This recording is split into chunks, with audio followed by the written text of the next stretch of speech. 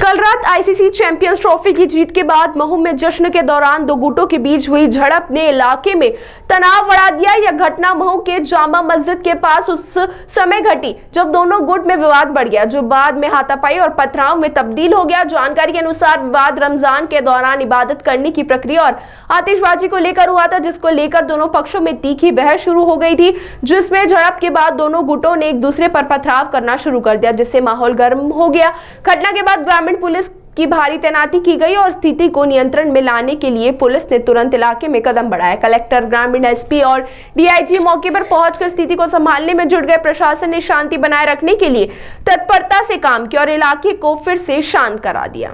इस घटना पर महू की विधायक और पूर्व मंत्री उषा ठाकुर ने भी अपनी प्रतिक्रिया दी। उन्होंने कहा कि पथराव करने वालों को बख्शा नहीं जाएगा और इस संबंध में ठोस कार्रवाई की जाएगी। उन्होंने यह भी कहा कि जो लोग पथराव करते हुए नजर आए उनकी पहचान करके सख्त कानूनी कदम उठाए जाएंगे। उषा ठाकुर ने यह भी कहा कि राष्ट्रद्रोह जैसी ताकतों को पनपने नहीं दिया जाएगा। घटना के बाद अधिकारियों ने स्थिति को संभालने के लिए मौके पर पहुंचकर आवश्यक कदम उठाए। कलेक्टर, ग्रामीण एसपी और डीआईजी की अगुवाई में पुलिस बल ने इलाके में शांति बहाल करने के प्रयास किए। पुलिस ने लोगों से शांति बनाए रखने की अपील की और सुनिश्चित किया कि भविष्य में ऐसी घटना न हो। फिलहाल महू में शांति स्थापित की जा चुकी है और प्रशासन ने इलाके में सुरक्षा बढ़ा दी। स्थिति को नियंत्रण में लाने के बाद स्थानीय प्रशासन ने यह सुनिश्चित किया कि किसी भी तरह की अशांति की संभावना को समय रहते रोका जाए।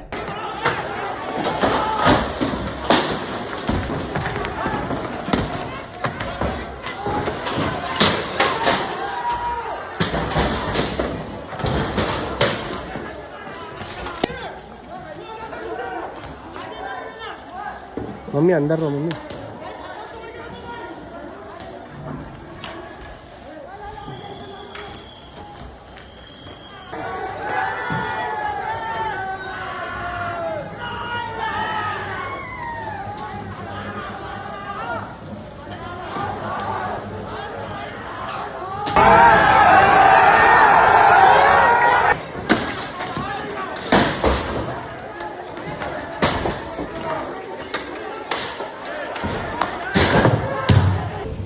देखिए, कल की जो घटना हुई थी, जैसे ही उसकी सूचना प्राप्त हुई, पुलिस के द्वारा तत्काल मौके पर पहुंचकर स्थिति को संभाला गया। प्रशासन की पूरी टीम वहां पर पहुंची और पहले चरण में हमारा जो प्रयास था कि शांति पूरी तरीके से स्थापित हो, उसमें हम लोग सफल रहे और हम लोगों ने तत्काल ही पुलिस को मूव करा के ये सुनिश्चित किया कि जो घटनाएं हो रही थी, आगजनी की हो रही थी, पत्थरबाजी की हो रही थी, वो ना हो, जिन पे तत्काल रोकथाम कर ली जाए।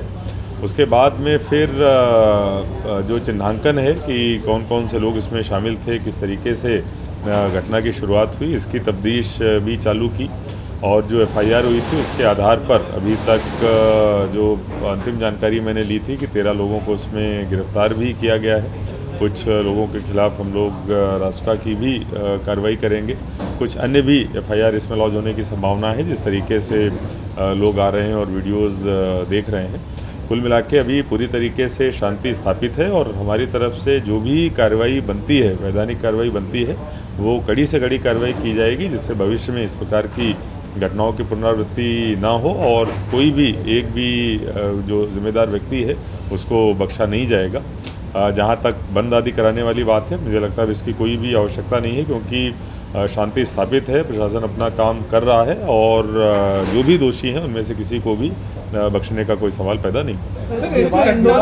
ऐसी घटनाओं को लेकर सोशल मीडिया पे जरूर वायरल हो जाता है सर, ऐसे लोगों को भी अगर कोई सोशल मीडिया पे पहले से ही 144 के इस प्रकार के निर्देश हैं कि अगर कहीं कोई अफवाह फैलाता है या इस प्रकार की चीज़ सामने आती है तो उसके खिलाफ कार्रवाई बनती है।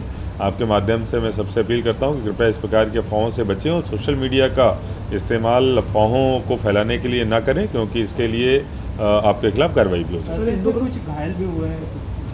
देखिए, 4 घायलों की सूचना जैसे ही प्राप्त हुई थी उनको एमआई हमारे द्वारा भेजा गया था। अभी उनकी हालत ठीक है, कोई सीरियस इंजरी नहीं थी। बाकी हम लोग घटना पे पूरी तरीके से नज़र बनाए हुए। सर, ये घटना क्या वजह से हुई है सर? देखिए, जो घटना की शुरुआत है वो मस्जिद के पास से हुई और जुलूस जब निकल रहा था वहाँ पर पहले वाद विवाद हुआ है और उसके बाद फिर मारपीट हुई है। किन परिस्थितियों में हुई है, कहाँ से इसकी शुरुआत हुई है, कौन कौन से लोग जिम्मेदार थे, ये अभी जब जांच होगी उसमें सामने निकल कर आएगा। लेकिन मोटी मोटी चीज़ जो निकल के आई है कि जो जुलूस निकल रहा था अलग अलग टुकड़ों में निकल रहा था, कोई ऐसा एक सिंगल जुलूस नहीं था। उसमें से एक ग्रुप के साथ में इसकी शुरुआत हुई है। पटाखे फोड़ने को लेके या अन्य किसी घटना को लेके पहले इसकी शुरुआत हुई है, उसके बाद में फिर इसने बड़ा रूप ले लिया। ये सारी चीज़ें अभी हमारी जांच में सामने आएंगी। ये लगातार बनी रहेगी हमारी अभी कुछ समय तक, क्योंकि आगामी त्यौहार सामने है। और निश्चित रूप से चूंकि स्थिति अभी तनावपूर्ण है, इसीलिए पुलिस का डिप्लॉयमेंट वहाँ पर अच्छे तरीके से रहेगा और प्लस अन्य भी जो कार्रवाइयाँ हैं, चाहे वो प्रतिबंधात्मक कार्रवाई हों या फिर जो अपराधियों के खिलाफ कार्रवाई है, वो लगातार अभी चालू रहेगी। दीदी, आज मैच के दौरान कुछ विवाद हुआ था मऊ से।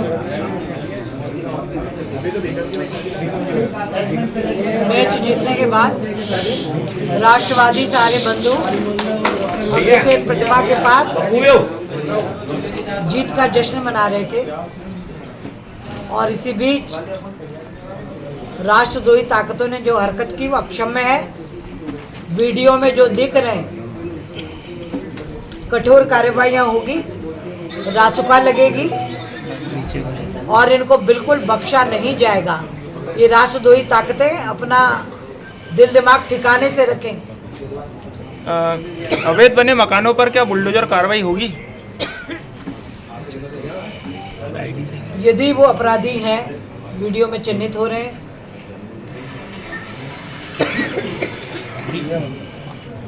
तो सीएम साहब से ये रिक्वेस्ट की जाएगी कि अभी यहाँ कोई बंडा बस्ती हो, हैदराबादी बस्ती हो, जामा मस्जिद हो, एक क्षेत्र से भी यदि सिर उठा, कठोर सबक सिखाने की ताकत सरकार रखती है। देशद्रोही कोई हरकत यहाँ बर्दाश्त नहीं। मेरा नाम मोहम्मद जाबिर है। क्या घटना हुई थी और कब की घटना है? तरावी की नमाज चल रही थी, उसी बीच में जुलूस यहाँ से शोर शराबा करते हुए निकला और जब तक हम नमाज से फारिग होते, जब तक यहाँ शायद जुलूस का आखिरी हिस्सा बचा होगा, कुछ होगा, नमाज के लिए नमाज से फारिग होकर निकल ही रहे थे तो किसी ने बम अंदर की तरफ फेंका। सुतली बम था वो और उससे पूरा धुआं उठा और पूरी सिचुएशन क्रिएट हो गई और सारे लोग पैनिक हो गए। इस तरह फिर वो बात बढ़ती चली गई। फिर क्या हुआ? बस कुछ नहीं, बस मेरा तो कहना यह है कि मुझे समझ में ही नहीं आ रहा है कि ये जुलूस आखिर निकला कैसे और दूसरी बात इस रूट से कैसे निकला। तो ये निकल सकता है जुलूस के लिए, तो वो नहीं, लेकिन किन लोगों ने परमिशन ली थी, क्या बिना परमिशन के निकलता है? और दूसरी बात यह है कि अगर परमिशन ली थी तो कितनी गाड़ियों की, कितने लोगों की, किस तरह की सिचुएशन में परमिशन दी गई थी। पथराव की नौबत कैसे आई? किसकी तरफ से पहले पथराव हुआ? पथराव की नौबत ऐसे आई कि पहले वो जिन लोगों ने बम वगैरह जो भी फेंका था, उस फेंकने की वजह से उसके साथ कुछ हाथापाई हुई। हाथापाई में मैं बाहर निकला और मैंने उस आदमी को निकाल कर बाहर निकाला और इतने में वो अमित जोशी आए, उन्होंने बातचीत शुरू की। मैंने उनसे कहा कि ठीक है, थाने पर बात करते हैं, कोई बात नहीं, आराम से बात करते हैं। अमित जोशी यहाँ इलेक्ट्रॉनिक की दुकान है उनकी, वो आए थे और उन्होंने बातचीत की। नहीं, मुझे ये पता नहीं है, मैं उनको पर्सनली थोड़ा सा जानता हूँ, इसलिए मुझे नाम याद है। तो उसके बाद उन्होंने यहाँ से वो गए और वहाँ से वो वहाँ पहुंचे होंगे और उसके बाद उधर से पथराव शुरू हुआ। यहाँ प्रशासन के सामने हम बात कर ही रहे थे। हमारे साथ जो लोग नमाजी थे और इसके अलावा जो और लोग थे जो आसपास से आ गए हों, हो सकता है यहीं पास में रहने वाले, जब शोर शराबा सुना तो आ गए। तो हम पुलिस प्रशासन के साथ बैठकर उनको बिठाकर समझाइश देकर बात कर रहे थे। इतने में उधर से पथराव शुरू हो गया। पुलिस के सामने पथराव हुआ? हाँ, पुलिस के सामने शुरू हुआ। आप लोगों की तरफ से पथराव हुआ? वो तो फिर होना ही था, फिर क्यों नहीं होगा? शुरू ही उधर से हुआ है तो फिर पब्लिक तो पब्लिक है, जनता तो जनता होती है। कितने लोग घायल हुए? नहीं, ऐसा मेरे पास कोई डाटा नहीं है।